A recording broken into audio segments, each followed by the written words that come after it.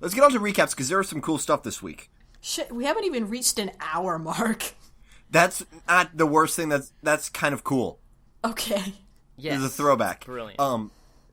There is a Weebabos bomb happening right now. As of this recording, 2 have aired. I've seen one of them. It was pretty good. We'll probably talk about it as a whole later, although this would have been a great week for that, but here we are.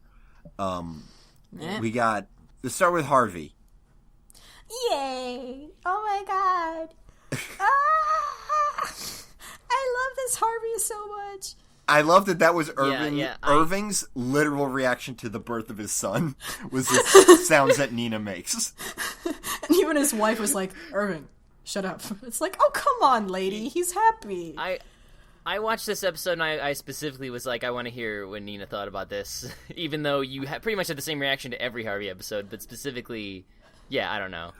Nina has some insight on this. Nina, I'm going to let you talk after I set this up, because it's like, I'm not going to, this would be weird for me. But, like, you still have your baby blankies, right? Yeah, I do. I still have them. It's on my bed right now. What's cool is that, similar to, like, Linus making it into a sports coat, you use yours as a sleep mask, because Nina's incredible, because she sleeps like a robot. She just lies down and stops moving until it's time to wake up. Pretty much. So she just puts a blankie over her eyes, and then she's good. It's like, I'm rolling all over the place. You have like 7 pillows. Yeah, like nestled in between your grundle and your knees and your ankles. Like I chafe. But this episode is called Icky Chicky, and it chronicles the life of Harvey and his first baby toy ever. And we get to see Harvey being born in his egg. So cute. The first thing he does is clean up after himself. His feet come out first, and then it wobbles over because his head's so big. And we see him grow up. Like, oh my god, the birthday party where he blows out his candles and the Icky Chicky gets on fire. And he's just like, oh! It's such a child thing to do where you're like, don't really register the fire's bad. You're like, oh! He didn't see Hotel Transylvania. He doesn't know yet. Kevin James didn't teach him.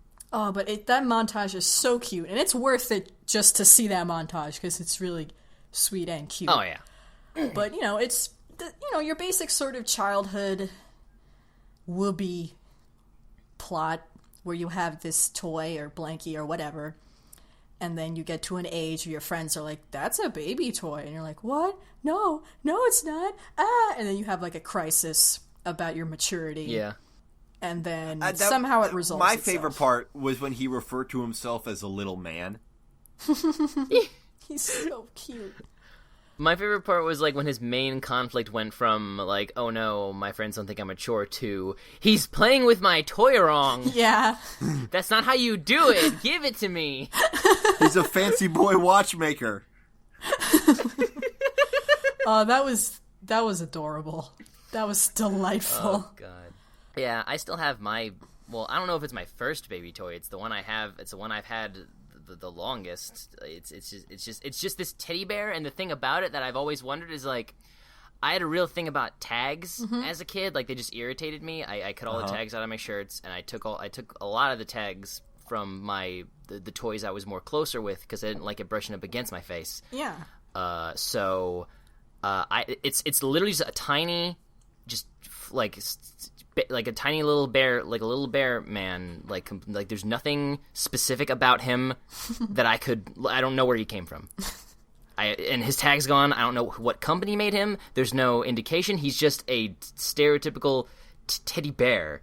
And so I just have this little, yeah, for all I know, fucking, but I mean, I actually have baby toys. He's pretty chill. I've had him, this is how I know I've had him for so long. I never named him, because I didn't get him at a time in my life where I could name things. It's just this bear. He's just a bear. He's just my bear. That's why my blanket is just Blanky, because that's just what it is. Like, I have toys. Well, I mean, also, that's a blanket. Nina, do you name Nina? I have toys that are older than my blanket, but like they were just like, they were more like crib accessories. We still have them; they're in very good condition. They were gifts from my aunts, but Yeah. My blankie. Our mom is very sentimental. She holds on to all that stuff. I've got a lot of stuffed. I slept with stuffed animals like through middle school. They're comfy. Fuck it. I still do. I still do. Yeah. They're so comfy and warm, and you get so lonely.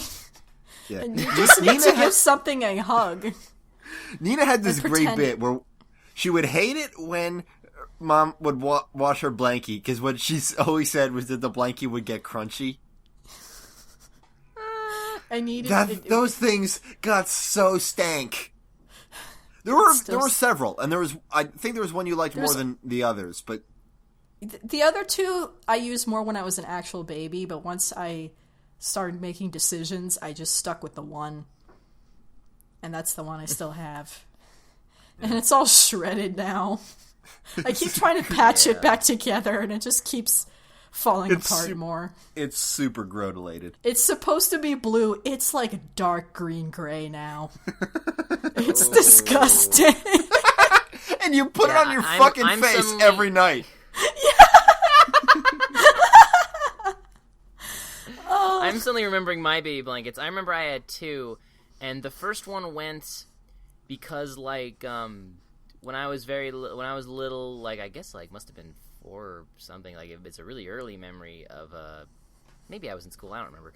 But I got a dog for some holiday, either my birthday or Christmas, and they did the whole thing where they put the puppy in like a little box so I could open it and see the puppy inside. But the lining for the box, so I guess the puppy would be comfy, was like one of my blankets, and I was just like, I guess that's his now. But it was fine because I hadn't even been alive a decade. I had no connection to anything yet. And then my other one I kept for a lot longer. And I don't know what happened to that one. My grandmother probably still... I'll ask my grandma. And Nikki's baby blankie now belongs to our dog. Yeah, I was just about to say, that thing is still soft as fuck, but it will cover like half of my back. It's like a little quilt for a baby. And yeah, it's now covered in dog hair. Our dog loves it. I got mad when like Nina had it because like, I love that blankie. It's so soft. It's not.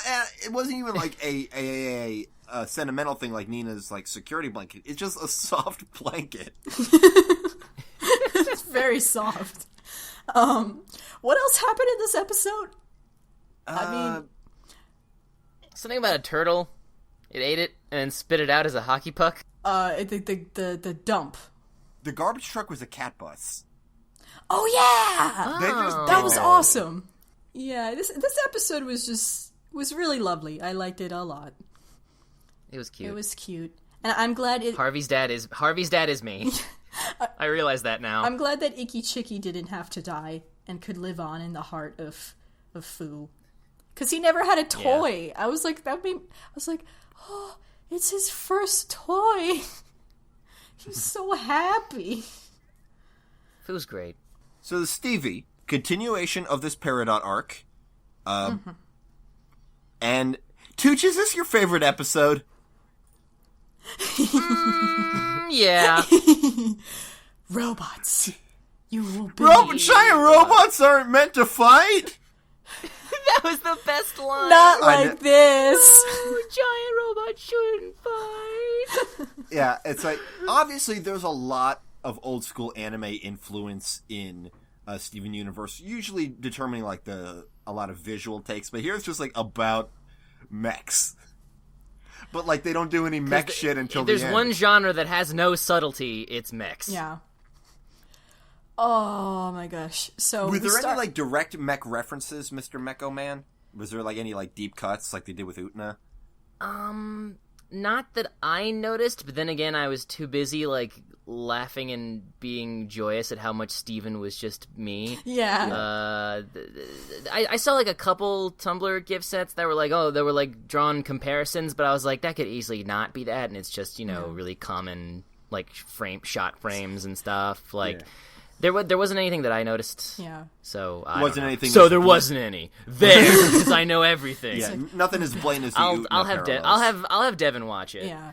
I mean, I related to, like, even though I'm not a giant robot fan, I love robots. So, when Steven's just like, we're building which is to say, now. Nina prefers human-sized robots like Mega Man and Astro Boy. Yeah. Instead of giant robots.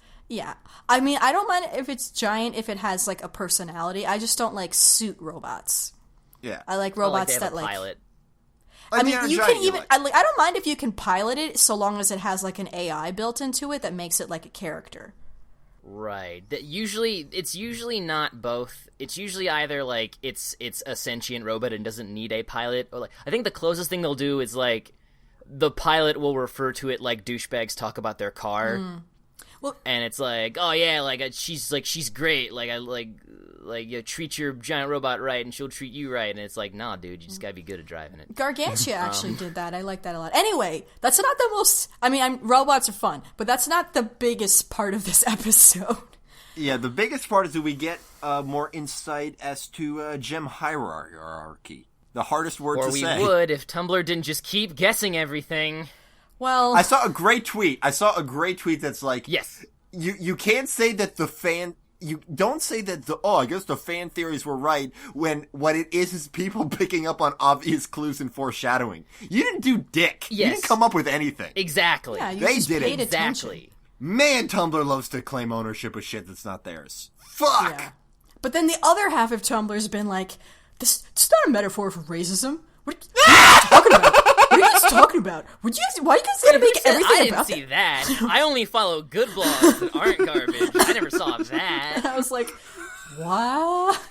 Because racism's over.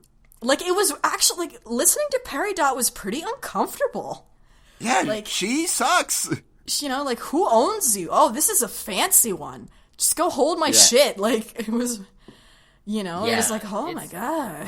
It's terrifying, and I feel like the only reason it's not I feel like the only reason it's like softer on a surface level if you don't think about it is because it's like I guess like gems ain't people, like they make them, they manufacture them in a way, For like they're like specific purpose. They're almost robot like, but they're like self-creating. But what really got me was that, like, it wasn't immediate. Like, at first Peridot was trying to make Pearl go away, and at first you're just like, oh, Peridot just doesn't like the crystal gems and wants to do things on her own. But then as the conversation unfolds, it's like, oh no, Peridot is a complete racist and doesn't see Pearl as an equal whatsoever. That's actually what's happening here, not that she just wants to be left alone. Which I love the way they did that, like, because that's how real racism works. Like, it's usually something that, like, just kind of comes out. Yeah. It's not something... It's not like some jackass screaming in the street about brown people. It's like... It's this, like, societal... It's like these societal structures that are ingrained in your brain. Yeah, more times than not, it's not like a person being a racist. It's a person doing racist things and trying to, like, it becomes bad when, like, they try and defend it because they don't want to think of themselves as that. But it's like, you're still doing it, though. Yeah. You're still saying these things. Like, it doesn't matter what you want to be, don't be that. And poor Steven was so confused by the whole idea of all of it. Not just the fact that there are more than one Pearl, but, like, the treatment, never been exposed to anything like that. So He took it better than me. Yeah, that's true. So the specific thing we learn is that pearls are a very subservient, I guess, gem class. And they're on the lowest, and this works on two levels, stratus. They're not even servants. They're just, like, Peridot described them as toys that will just hold your purse for you. Like, they're like that's why I said it came off very robotic. Like, they're automatons. It's like they're not even, like, maybe like the way she spoke, it made it seem like they weren't even supposed to really have full consciousness or, like, awareness or agency. Yeah, like, they don't even. It's not like, oh, they clean your house or whatever. Like, no, they just stand there, and, like, it's like They're like pretty. They're like beef eaters. They're a status symbol. If you own a pearl, you're an important person. That's their only thing purpose. is that Peridot says that, like, she's not that high on the order either. She's like an engineer. She was just a person doing a job. She's not a mastermind behind anything. No. The fact why she hired Jasper was because, like, she needed some muscle to clean up after, when she found the crystal gem, she's like, oh, this is going to come back to bite me because, like, I was just doing a job here and now this shit ballooned out of control, so I need some enormous woman to come and punch him to death. Yeah, because Jasper's a warrior class. Yeah. You know? Like, it seems like Yeah. all the gems are made for a specific purpose. Like, we don't know what Ruby and Sapphire were made for. I'm sure Peridot will tell us at some point. In the most racist way possible. Probably. Yeah. Like, it seems I think like the each next episode... the next episode, we've seen the high school AU teaser card, and it's Peridot and Amethyst yelling. Yeah, and we've seen a couple teasers, like, very short, like, 15-minute clips. Well, actually, I saw one that was, like, 1 minute, and it was Amethyst kind of poking fun at how Peridot names things. But yeah, it seems it's going to be Peridot and Amethyst bumping heads. So I'm assuming... I think the whole thing dropped at NYCC. Yes, it did. Yeah. And apparently it did leak, like, the very, very beginning of its cut, but apparently, like, you can watch a shitty bootleg if you're so inclined to not be patient and wait a couple days. 2 days from today. Fuck. Yeah. So, yeah, we can assume Garnet and Peridot And that's are gonna bump that's a heads at Zook some point. Florido episode, and they're the best at writing Amethyst. Yeah. Yeah. Oh my god. The only, like, bittersweet thing to come out of this is going to be the last episode of the year. What? Dick? Do you guys not know about that? Yeah. Are you shitposting me for the right rest now? Of the year. No, breaking news, I guess. Yeah. What? Anus! We just came back from hiatus. Yeah, It's 2 goddamn months. Back on. Same as it ever was. I'm gonna drive to See y'all in 2016. I'm gonna drive to Burbank and kick all the executives' ass. If I see anybody wearing a tie, I'm gonna kick them. What are we gonna even recap? What is on the air now? Adventure Time should be coming back soon. We don't have any dates for that. We have So it can't be that soon. no. I think we have dates for the special for the. Okay. Anything else about this episode? I mean, I loved, Pearl. It's a really nice progression for Pearl, because just a few episodes ago, she was crying about being a Pearl, and now she's like, fuck you, I'm a Pearl, leave me alone, you know? Yeah. That was pretty good to see. And it was really nice to see how the other gems embraced her. Like, even Amethyst was having so much fun. It was like, yeah, P, let's go wrestling. And Garnet was just... It was really nice to see them all, like, really love and support each other. Yeah. Because sometimes, because they're very different and it's kind of a claustrophobic environment, they tend to, like, bicker a lot sometimes. So it's nice to see them come together and, like, really, really care about each other and stand up for one another. The only thing that was missing, though, that I felt was kind of weird, because, like, the message was that, like, Pearl is a special Pearl. But it's like, well, wouldn't the whole point be that, like, Pearls can be more? It's not just that this Pearl is special, it's that all Pearls have What the I bet it potential is to that be more. she was the first one given that opportunity. Yeah. Yeah, I felt it was more of a, like, a thing. It's like an individual message. It's like, she's it's not so much she's a special Pearl, but just because, like, she's who she is, and that makes her special. Yeah. I don't know. That's what I took from it. But I don't know, it just sort of made it seem like she was an outlier of other Pearls and not... I mean, if the gem world is still how it is, then she probably is. Yeah, but I mean, with the race allegory, that's a little problematic. Steven's gonna go to Homeworld and free all the pearls. Yep. And, like, all the robot antics were just super great. Oh my god, And there's, all like, the contests. Yeah, mine's taller, I win. Oh my god, the tree... No, the best one. The best best one one. was obviously fucking life drawing Amethyst. Yes. Subjective. Even though Pearl was obviously Way better. But, like, her Steven's so pose. nice. Steven's so nice.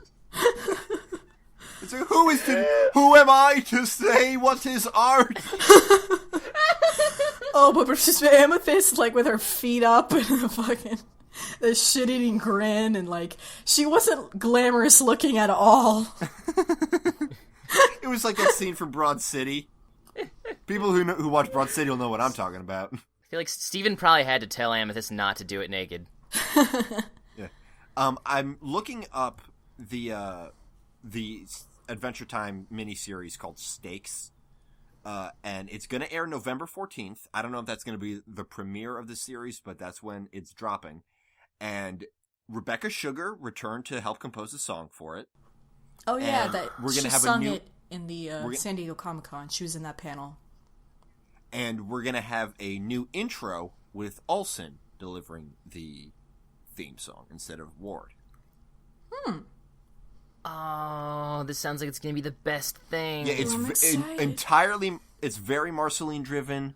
It looks like there's actually... I'm looking at some images, but I want to be as surprised as possible, so I'm not going to watch any previews. Let's get to the next thing, which is...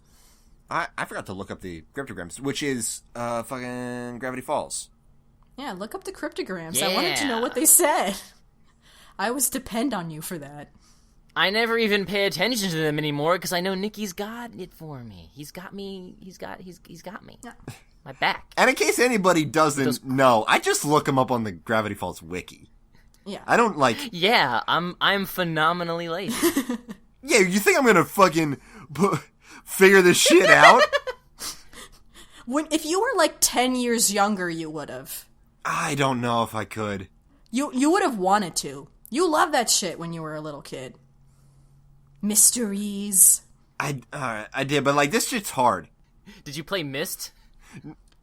We didn't play any computer games. I played Lego Island on the computer. That was basically where it began and ended. But yeah, that's what Hirsch said, is that this show is basically a TV adaptation of Myst.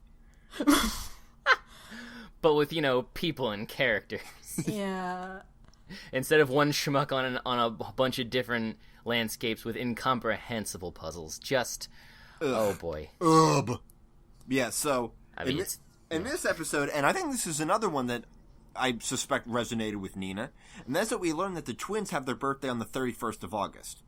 Nina's birthday is on the 22nd of August, which is basically the same thing. It's the end of summer. How did that make you feel, Nina?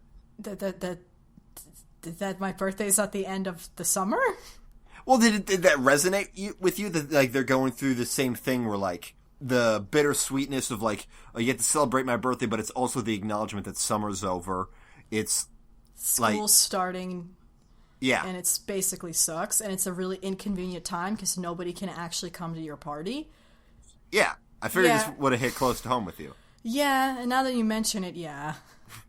I mean... Thanks, Nikki! That's one of the reasons why I'm really excited to be done with school, because I won't have that problem anymore. It doesn't fucking make a difference when you're an adult, but when you're a kid, it's just I didn't want my birthday to come, because it's I don't want summer to be over. I don't want to deal with this crap. Yeah, when you're an adult, it's no one can do anything ever because they have work. Yeah, so it doesn't make a difference. It's just a day. But I was surprised that school wasn't even started yet.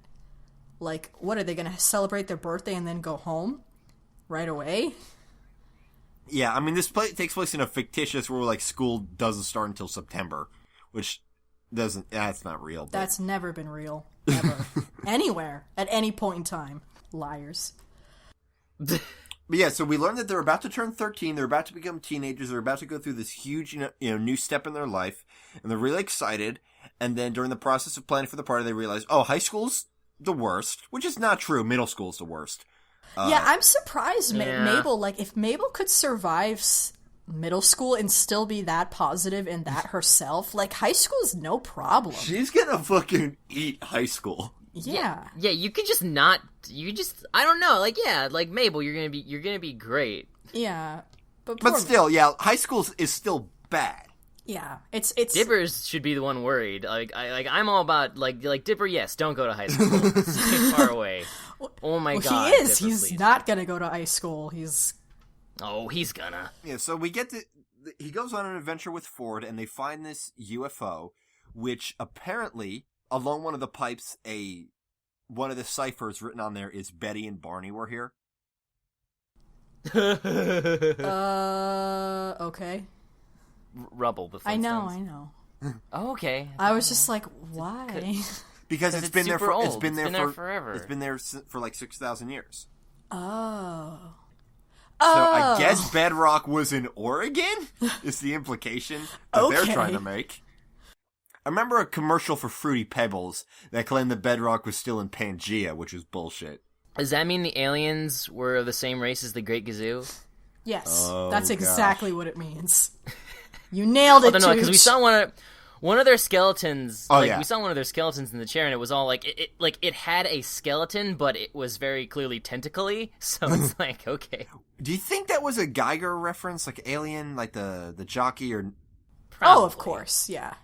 Well, it didn't, because... It wasn't, like, shot for Probably shot. not direct. Yeah, no, but yeah. They could have used it. I would have a direct jockey reference wouldn't have been missed. That would have been appreciated. Would have been better than fucking Prometheus. 2013 jokes? Uncle Ford almost dies on this adventure. They're going to get an adhesive to seal the rift because it's cracking, and they almost die. And like at the end, Ford's like, you should stay here and become my apprentice. And Dipper's like, I don't know. But then he decides he's going to do it, and Mabel overhears it versus a walkie-talkie. While at the same time, she's having this terrible day trying to organize the party. Nothing's going right. Everything's going super bad, gross. Her friends can't be there. High school's going to suck. Her brother, who was her only rock. And like even Stan was like, well, at least you're going to have your brother. I wish I could say the same. And that would have been great for them. So what happens is that, they run out of the room. Or Mabel. She runs out of the room like in a cry fit because she's fucking sad. And Dipper's not relating to her. Dipper's not being cool about it. No. And Dipper's pooping his pants again socially. Yeah. And they've switched their bags, so what happens is that Mabel gets her hand on the rift, and Blended Blandon shows up and is like, I can fix everything if you give me the rift. And Mabel... Fuck you, Justin Roiland. And Mabel doesn't know what the rift is. She's like, oh, sure, hand it to me. I need things to be better. Turns out he was being possessed by Bill Cipher the whole time, and he opens up the rift, and everything breaks loose, and according to Ford, this is the beginning of the end of the world. And now that time and reality are in the hands of Bill Cipher, it's all the dates of the day are meaningless, so that means we can go one more season. I don't know. They gave us Or a movie. week. Yeah. We have a week until that one summer is over. Yeah, but like, dude, reality's pointless now. It's gonna take them however long it takes them, and then they'll reverse back to before that happened, and then they'll go. Do you really want a whole season of that? No, but that's not a whole season. But it's like that's how it's. I don't know. We talked about it in our Gravity Falls episode last year that Alex Hirsch mentioned on his very good AMA, probably the best thing to ever be on Reddit, that he was never intended for this show to last super long because he's like, it's got to be one summer. And I can only, stretch that so far. He said ideal would be 3 seasons or 2 seasons in a movie. Right now, it feels like it's going to be 2 seasons in a movie. Right. I just feel like we would know if it was going to be a movie because, like, I looked up all the info for this, and I don't know. There's no news about the future of this show. I think they've got to keep it under wraps because it's sort of a soft spoiler to say how much left of it there's going to be. Yeah. I guess so. Something like that. Like, but also now we don't know. Like now it's a forever hiatus. Now we don't have anything. Well, no, October 26th. Yeah, we have at least one more episode coming. It's currently unnamed. It's just known as S2E18 right now. But it's coming in, 2 weeks. The standard. And it's gonna be bad. Like bad news. Like a good episode about bad news. The ciphers. Yes. The cryptogram in the episode's credits translates to "Did you miss me?" referring to Bill. The answer is no, you suck. Nah. And then Miss Justin Roiland. Yeah. Oh. And then referencing what he said in sock opera, the page at the end was, "The prophecies seem far away, but finally we've reached a day. Give up the past, embrace the strange. Everything you care about will change." Great. Hooray. I mean, they're obviously doing this parallel of, Grunkle Stan and Grunkle Ford with Mabel and Dipper now. And I am a little mad at Grunkle Ford for, being so dismissive of Mabel.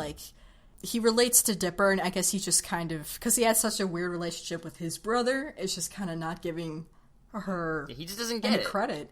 I mean, his brother fucked him. Not on purpose. That's true. And, there might have been foul play. Who knows? Maybe Bill broke the machine. It's as likely as anything else. I mean, Mabel hasn't done anything wrong until this. And the only reason why she did this was a mistake. This was a mistake, but she made it because she needed that emotional support, and she wasn't getting it from the person who's, like, the most important person in her life. And she reached out multiple times. It was an act of desperation. It's fine. I'm not mad at her. I'm not mad at her. And, like, you know, Dipper's like, well, we'll make it work. We'll talk on the internet. And it's like, no, Dipper, you already proved that it's not going to work. Like, she already tried to talk to you while you were doing your adventure, and we found out that just doesn't work. Like, you can't have it both ways. You can't have your adventure life and have meaningful relationships with other people. I mean, Ford doesn't have any meaningful relationships with anybody. That's like the biggest twist of Gravity Falls is that Grungle Ford is the shitty brother. Yeah. And it's like honestly, why would you push two kids away from each other? Like, why would you do that? Just because you have problems. There was some other ciphers, the symbols in the UFO that he takes a selfie with. One says, probability drive engine, probatorium, blurg bloth and beyond, use Thetans half price. That first thing is a Hitchhiker's Guide refo. Yep. Mm-hmm. And then another thing said, specimen has escaped, is changing forms. So, maybe that thing from the bunker. Oh my god. Yeah, remember that? That thing. Remember Gravity Falls does the thing? Yeah, the John Carpetron. Oh, boy. God, now I want to watch The Thing. That's a good movie. Actually, I haven't it's seen the it, perfect time for it. I bet it would be my favorite movie. Yeah, probably. Oh, it's pretty great. I like John Carpenter's, like, fun stuff, and I like body horror, so I bet I'll like these things. Yeah. Kurt Russell's in it. Oh, man. Is he in... Are there any fucking John Carpenter movies? No. Is he... Dude, it stars, like, the thing stars, it's got Kurt Russell, Wilford Brimley, fucking, I was looking at So Kurt Russell is the Johnny Depp to John Carpenter's Tim Burton? Yeah, basically, and Keith David. Oh, dope! He's like the coolest guy. Yeah. That's all we got for recaps this week. And yes, this is a short episode so far, so we can do a more comprehensive shout-out thing. Yeah, and we have, and perfect for that, we had a shout-out that we got last week from Demetrius, who sent us this very long email. Unfortunately, it wasn't formatted. It didn't format properly when it was sent, but I went through the whole thing and fixed it. So it's readable. Because Nina loves you. So... should I read it out loud, or... I mean, let's just do I feel like I figured when I first saw it, because I did read through it, and I figured we were just going to do, like, a bullet points thing. Mm-hmm. Let's do a bullet points thing, then. Mm-hmm. But we did read the whole damn thing.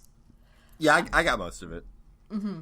So they say, they've been watching our show during a stay in the hospital. I'm glad we could help in some small way. Fans since Scooby-Doo. Didn't realize that we had a SoundCloud, found out that we have a SoundCloud, and found all of our other episodes. And, they really like what we do. And then they have a question for us, a puzzle, if you will.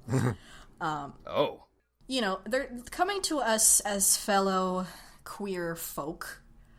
And they have a topic that's been kind of bothering them about the FX show Chosen, which is about a gay white rapper. He says it's bad. I can take the mantle on this because I've watched it. I watched the whole thing for some reason. It's really bad. Yeah. I don't know why. I mean, I checked it out at first because it's like, oh, maybe by the same people as Archer and Method Man is in it. So yeah, I'll check this out. I should have stopped watching it immediately. I don't know why I didn't. I wasn't as busy then with TV where I could just like give 22 minutes to something that may have been okay. Because there was like the occasional good goof in there. But no, it's overall very bad. And like, despite its ostensibly progressive setup, isn't. It's like a lot of cheap shot jokes, a lot of like really lowbrow, like shitty jokes.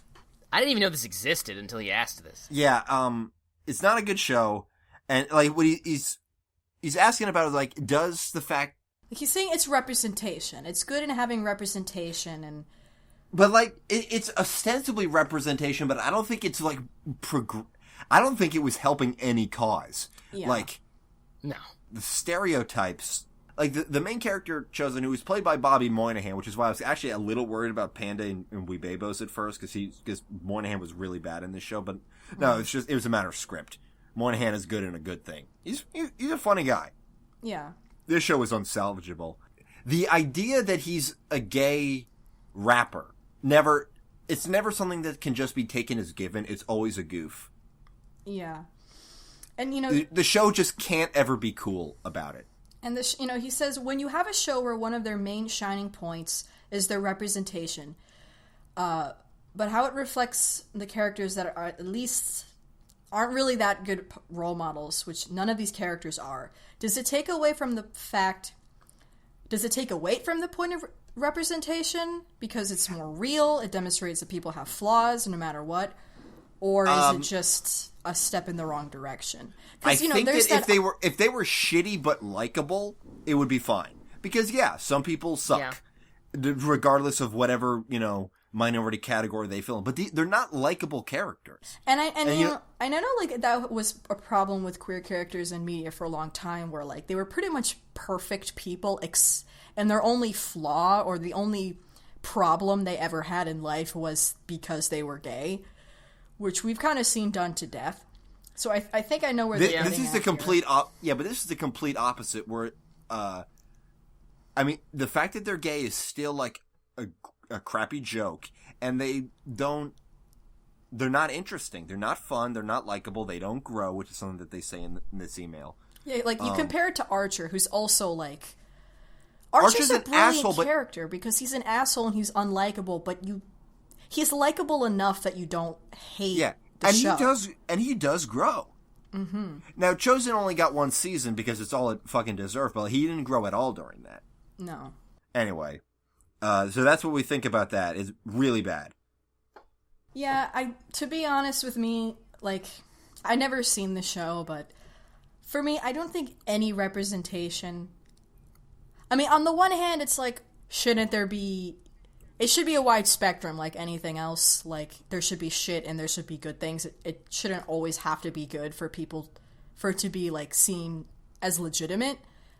But, like, I don't know. I mean, I don't think it's helping. I don't know if it's hurting anything, but I don't think it's helping anything. Yeah, what I think it does is it hurts the quality of the show itself when it looks so retrograde. Yeah. I think it's interesting, like taking a step out of whether or not the show is good. I do think it's interesting that because 9 out of 10 times up until I figured out this show's existence, like a lot of times like characters like that are usually. Like, when you have a queer character, like, it either has to be, it has to be progressive or it has to be this or that. And it's like, this is just, like, a bad show that has a queer character in it. So it's, like, it's almost in a way... Yeah. Like, it's almost normalizing in a way, because it's like, I mean, bad media exists no matter what. Exactly. So so it's like I'm not sticking up for the show at all, but I just think that's an interesting way to look at things. Yeah, I mean, it's like that old Chris Rock joke where it's like, he talks about his neighborhood and, like... The black people to white people, and like he's this successful comedian. The other black, I don't remember the exact words. It was like Mary J. Blige, and it was like the three other people were like extremely successful and talented. But then his next door neighbor was just a dentist, not like the best dentist, but just a dentist, And where there's that rift when it comes to representation of all forms, where like. They always need to try harder. You have to be the best. You like it's almost to the point where like we will reach equality when it's okay to fail and you're not like representing an entire group of people where you can just suck and it's just on you and nothing else, right? Yeah. But I don't know if we're there yet, and I don't know if this. No, I know for a fact we're not. We're definitely not there yet. But I think since the show is so low on the radar, I don't think it really made a difference. It has no impact whatsoever. No. Alrighty. We got a lot of good discussion points that people mailed into us, and this is a great week for it. On our Tumblr, Benjamin thanked us for reading his letter on the BoJack episode, and asked us 2 questions. The best Halloween special you've seen? Trying to think. That's a tough one. I mean... I can answer the second question easier, so maybe we'll start with that. What moments in animated shows actually scared you? Tooch has, I believe, made fun of me for this, but... I make fun of everybody for this because I know what you're going to say. Yeah, the King Ramses' Curse episode of Courage. Yup. Now, some things to keep in mind. I was scared very easily as a kid. I was very young. And also, this is the first episode of Courage I had seen. I didn't know it was a goofy, fun show. I thought it was supposed to be scary. Yeah. Oh yeah, I give a pass. But like everybody else, and like I don't get. Also, I don't think you'd ever seen 3D and 2D integration before. I guess I thought that was interesting. Like when I saw it and I was like, oh, that's cool. There's a 3D person. There's a 3D man. What they were going for with that show, and I could appreciate this at a time. And when I think I rewatched it in high school, I'm like, oh, this is actually like pretty good. It's like it's supposed to be super unsettling looking, and. In the right mindset, it is. I just thought he was dumb. If you were like, it's my fault. If you were at spooked this point, up, it's my fault. I didn't get it. If you were spooked up by the rest of the episode, which, again, I was in a mindset where I didn't know it was a goofy show. I thought the fact that Hustis wasn't taking any of it seriously was building the fear of like things are gonna go bad. He's the first guy to die in a horror movie or whatever. Yeah. And then I saw this crazy angle man say that thing in that creepy voice, and I turned off the TV at my uncle's house because I didn't have cable. This is just the first time I saw the show. Turned on the TV at my uncle's house and just lied down face down on the floor in the fetal position so he wouldn't get me. Oh my god. I was really scared. And now, like, looking back, like, I rewatched it a couple years ago, it's not scary. Like, there's not even, like, any good pacing in that episode. It's entirely goofy. I mean, the King Ramses, I still think it's very shocking looking, because it's so weird. It's very weird looking. Yeah. Oh yeah, it was and the voice is creepy the first time before he starts like going to like, oh come on, like that's funny, but like that was a good vocal performance. Anyway, that's mine. Nina, what do you got? Oh jeez, you think I would? What was even the question? What moments in animated shows actually scared you? Nina, I remember one of yours. Fine. I got scared of so many things. Like I remember the haunted train in Hey Arnold.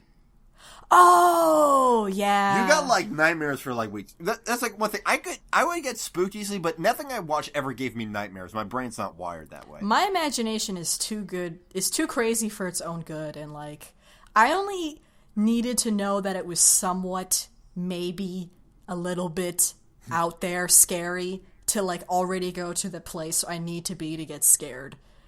And I still think you have a bit of that. Like, one time you were over and I was playing Resident Evil 4 and while we were listening to a podcast, because often I'll play a mindless game while we listen to a podcast, and you're like, oh, Nikki, don't play this game. And I'm like, it's not scary, it's just gory. There's, like, 2 scares in the whole fucking game, and you're like, no, I don't wanna. Because, like, I guess you imagined that... What was that? You just... It's just... all it needs to do is say that it's supposed to be scary, and I'm already scared. That's all it needs to do. You're so trusting. I am. So yeah, like the Hey Arnold episode. See, you believe in its potential and you fill in the blanks. Exactly. That's exactly what I do, and I get terrified. But some of the things that scared me the most weren't cartoons. Were actually books, children's books. Wolves in the Wall. Wolves in the Wall scared the shit out of me, and what scared me even more was my teacher. My librarian didn't read the whole book. She stopped halfway through, just as the wolves came out of the wall, and I was like, I hate... That's brutal! I know! And when I was in 2nd grade, it was this book called Abby Yo-Yo about this giant who would just come by to this village and just wreak havoc, and he was very scary looking. The way he was illustrated, and I just went crazy. But yeah, I guess the haunted... again? I'm gonna look this guy up. Abby Yo-Yo? Abby Yo-Yo. And like, the author also had an audio tape that he did himself where he composed the music and did all the voices and stuff. So it was this very immersive experience. But I think I guess Hey Arnold train wasn't Abby Yo-Yo on Reading Rainbow? I think he might have been, yeah. Yeah, the Hey Arnold train thing scared me a little bit. It spooked me out. Oh, you know what? That was an intense song. He's got like that that raspy blues song at the end when he's on the train. Like, I get it. Yeah, That's a menacing song. It's creepy, and I was like, no. But the dumbest thing that scared me in a cartoon that I am like so embarrassed to admit. Let's do it. Nosferatu at the end of Night Shift from SpongeBob. I was so little and stupid. I had never seen Nosferatu before. He's creepy looking! And he was just there all of a sudden. Also, his name is Count Orlok. Rita, I'm gonna die! We got it on DVD. It was one of the episodes that hadn't been aired yet, and it was on a special DVD pack, and we brought it with us on a vacation. So we were sleeping in somebody else's house. So I was especially more scared. And, like, there's a shock, because that's, like, the best episode ever. That's I loved it. The best episode. That episode never stops killing it. And then, like, I thought that, like, joke at the end was dumb. I thought that was the only dumb joke in the episode. Yeah, it was. You give like goofy smile. Like, what the hell? Look, it was creep. Look, if I don't want to go over the history of every dumb thing I was scared of my whole stupid dumb child life. That's fair. I can't think of any specific things from mine because this is like, well, one, I'm on the spot. Yeah. I'm sure I'll remember some later on in my life, then forget about them again, and then forget them again, but then remembered I forgot them and then be mad.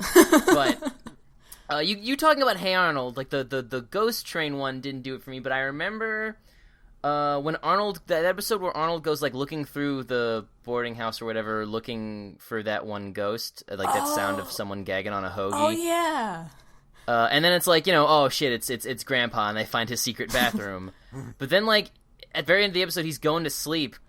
Oh yeah, and like Arnold, the scientist guy with the milk. He has the glasses by his bed, and then he just sort of like he's like half asleep, and he opens his eyes, and the ghost is there, and he takes his glasses back and leaves, and that really unsettled me. Yeah, because it's like it's so low impact. Oh, I'm asleep. I'm sleeping. Don't.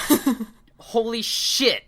Like, that's when you're most vulnerable. Your body is just there, and anybody can do anything to it. Yeah, and those are the worst nightmares when you're half asleep and you think you see something. I never have. I've never had those because one, once my eyes are closed, you have to pay me to open them. I don't have those because I never use the phrase you can't pay me because you can always pay me. I am a cheap man.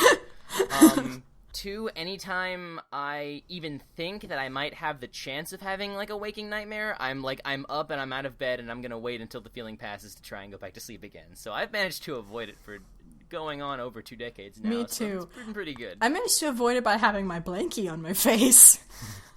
Oh, and I guess to close out that reminds me, to close out the Toon Goons fashion before we do other shit, before we do the housekeeping shit, I did actually have a dream, but it wasn't a bad one. I had a waking dream because, like, you know, you have a waking nightmare where it's like you think somebody's like I don't know, like a monster or something is attacking you in bed or something. I didn't have that. It was like someone was trying to wake me up. The worst thing that can happen to a person. No, but it's like but it wasn't freaking me out because I thought I felt like, okay, someone must be waking me up for something, and I wasn't cognizant enough to think, like, is it something really bad? Is something happening? I was just like, who the fuck's trying to wake me up? And I was in, like, that half-awake state where I couldn't move, and I was like, well, shit, they're gonna have to wait for a second. And then I got up, and no one was there, and I was like, well, fuck. I've been looking up Abby Yo-Yo. Apparently, not only was it on Reading Rainbow, it was also on Between the Lions, which, if we're keeping score, ran circles around Reading Rainbow. Between the Lions kicked ass. Yeah, and apparently I never watched it. Well, it's it was puppets. Wonderful. It's puppets, so it's good. I knew about it. It's puppets and it's got animated segments. It was very clever. And apparently James Earl Jones did a reading of Abby Yo-Yo, and that's probably intense. Yeah. Like, look at the illustrations of that. That's one of the reasons why when I first watched Attack on Titan, it got me. Because I had this fear of giants. Like, I would be scared to open the blinds of my windows and see his giant face looming and looking at me. Or maybe his dick. I didn't. All right. Think That was low hanging fruit. I apologize. All right. We have other shout outs. Yeah. As for best Halloween specials, I mean, those Hey Arnold ones were good. Wanted to say that. Oh yeah, Well, Hero ones are good. I like Billy and Mandy's with Jack. The pumpkin yeah, guy. I really like that one too. Ed, Ed and Eddie with Danny Tuccinucci, whatever his name was. Danny Anatucci. Anatucci, like bringing out his gross aesthetic is like, nah, I can do it. I just liked Halloween specials. I love They're Halloween fun. special marathons. And like obviously It's fucking all nice. Simpsons. Christ. Oh yeah. Like, Oh no, it's so good. Summerween. Pumpkins. Summerween. Yeah, Summerween with no face. Ugh, it's so good. All right. At Duffy A says, weird one for next year, new Captain Scarlet, a CGI reboot of a sci-fi puppet show from the same guy who made Thunderbirds. That is weird. Interesting. I've always wanted to delve into that genre of old timey puppet shows, just because it's weird because we don't do that anymore for a million reasons. But it's just this anomaly in pop culture that not a lot of people talk about anymore, if they ever did. Yeah, like the only like old school puppet thing I can think of was the Land of Make Believe, and I loved Mr. Rogers. That sucked. Yeah. Land of Make Believe, It was hand puppets. There's no actual like artisanship needed. and they were gross. You put that They shit were on your bad hand and puppets. waggle it around. They were badly made. They're badly designed puppets. I like Molly from... I feel really Big bad Comfy because we're saying Couch. negative things with Mr. Rogers. Cut this out. The rest of the show was great, but the Land I of Make liked Believe. Mr. Rogers. I didn't like his weird friends. I just liked him and following him around and learning from him. Mr. Rogers kept questionable company. I liked his fish. T.H. Gibson, wanted to make sure we talked about the Steven Universe merch. We did in our previous episode. You can go watch it. They also suggest Oran High School Host Club and are thankful for what we do. Thank you for liking what we do. Oran High School Host Club is one of those shows that I felt like I should have watched in middle school, but I never actually did.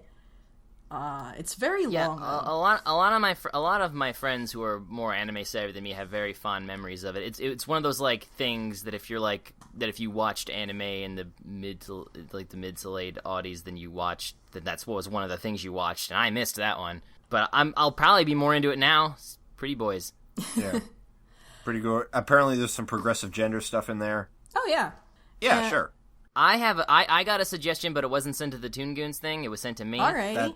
That sucks. My friend. Oh, is it a 'cause personal friend?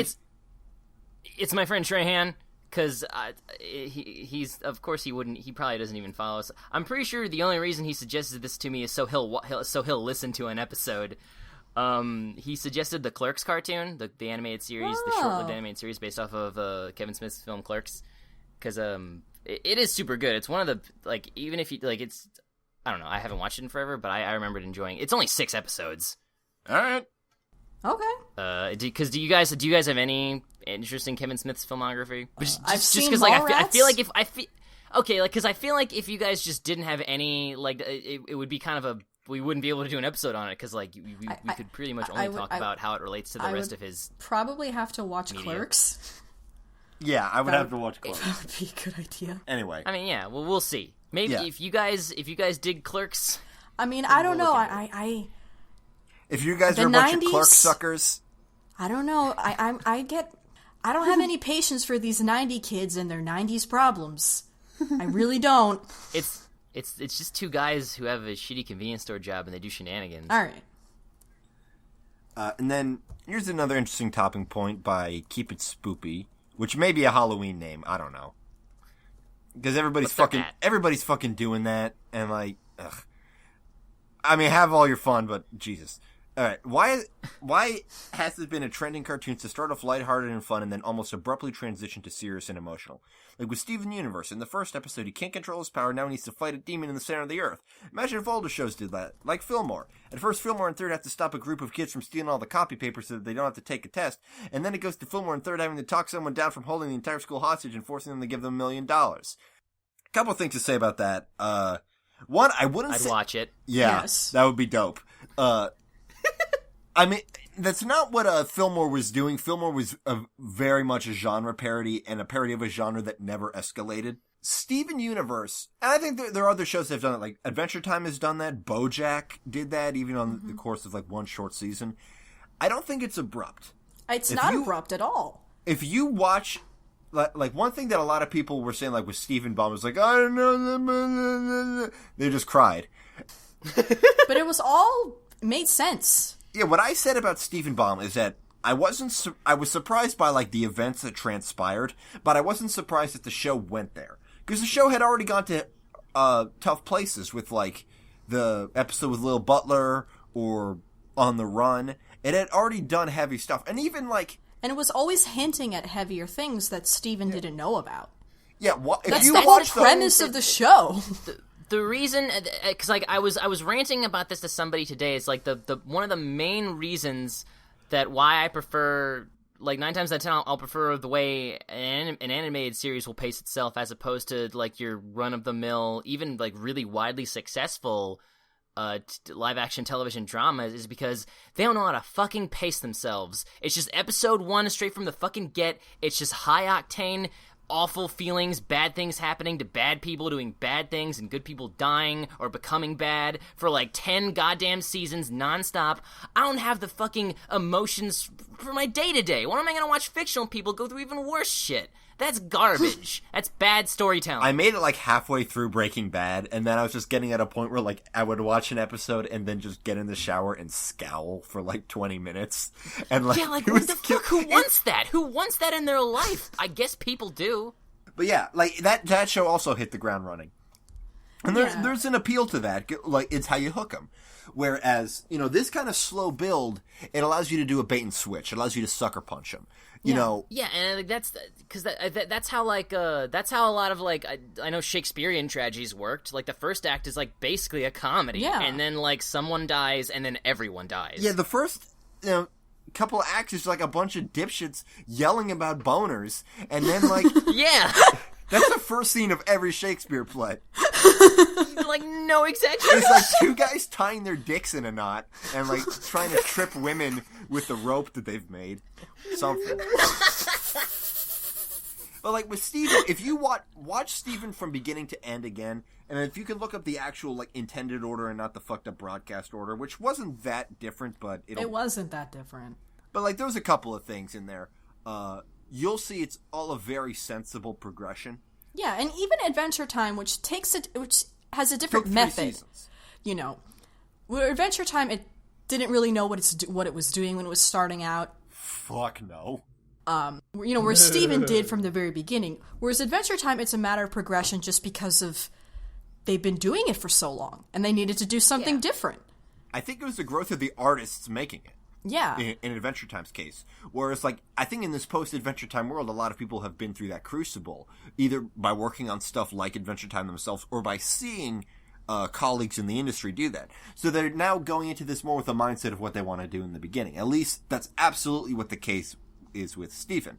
So, but, like, what I was saying about, like, the bait and switch is that it makes a show, especially, like, if it's a cartoon for children, which it helps it not be so intimidating off of the jump. It allows you to be more endeared to this character if they're just having a super fun time before everybody starts like getting really fucking sad. And I think if everything was sad straight from the jump, you have no connections. Yeah. You have nothing to miss. There's no good times to miss because it's always been sad. And BoJack is something like that because like, it's for adults, so it's a bit different. But also like the market for adult cartoons, the people aren't like showing up to be sad. Rick and Morty's the same thing. They're not. You don't watch a cartoon to be sad, typically. Unless you're us. Yeah. Unless you're a bunch of, like, broken man babies. But so I think, you know, saying it's abrupt isn't exactly the case. But what I think the trend of why more cartoons are doing this is the medium maturing. Yeah. And it's not to say that this is, like, the only way to make quality cartoons anymore. No, I mean, look at Wee Babos. Wee Babos is mostly fluff.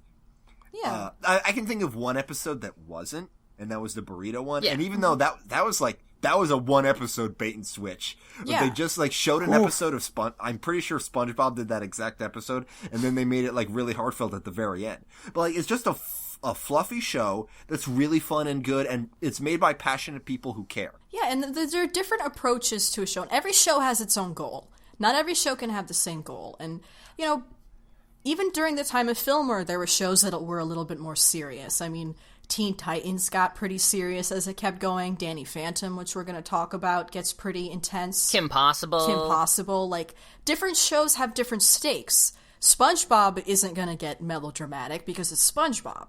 You know, it's not like these shows are jumping the shark and doing something, like, completely out of the blue.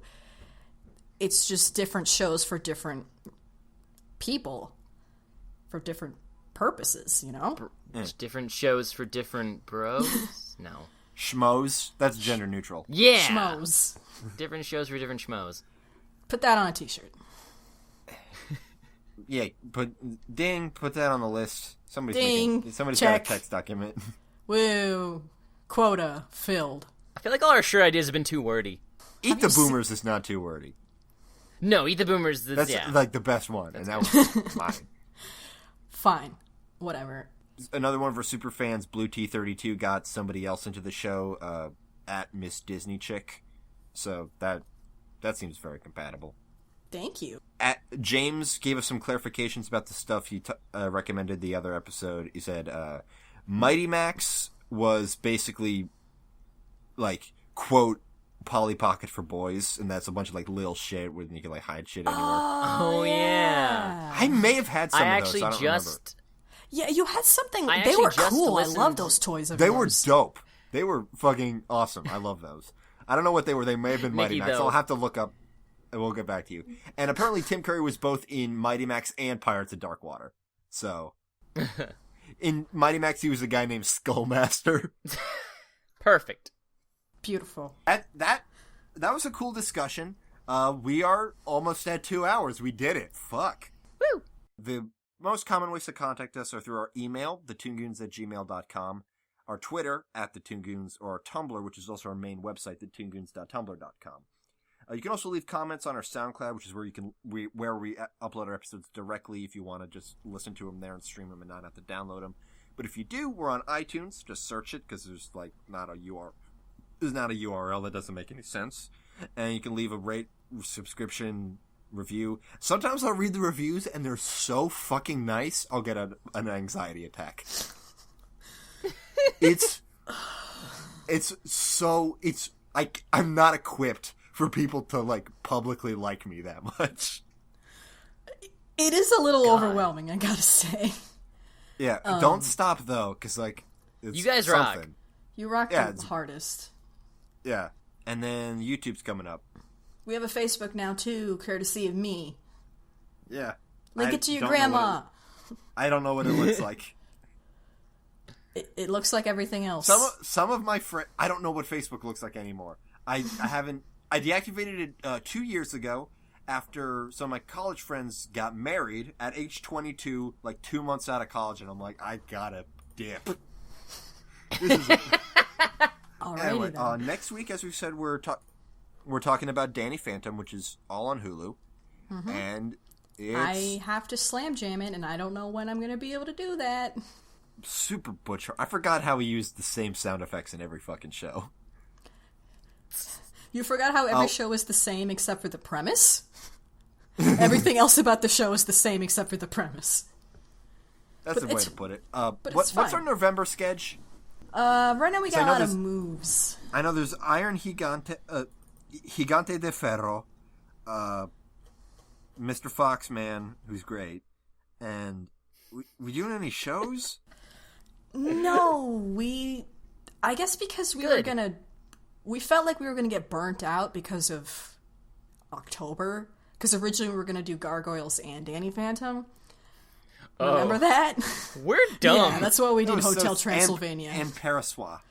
Yeah. So yeah, guys, you got Hotel Transylvania instead of a Gargoyles episode. I hope you're so happy. We're gonna do Gargoyles next year. I promise that we'll do Gargoyles next year. Yes. But yeah, November is Remind movie us. month. Iron Giant, Chicken Run, Fantastic Mr. Fox, and The Good Dinosaur comes out that month. And we have to talk about that movie. Oh my god. What? What a blue ball that would be if we didn't. Oh my god. December's actually more up in the air. That has been this very weird show. episode. I've been Nikki. I've been Nina. And I continue to be Tooch. Thank you for tuning in.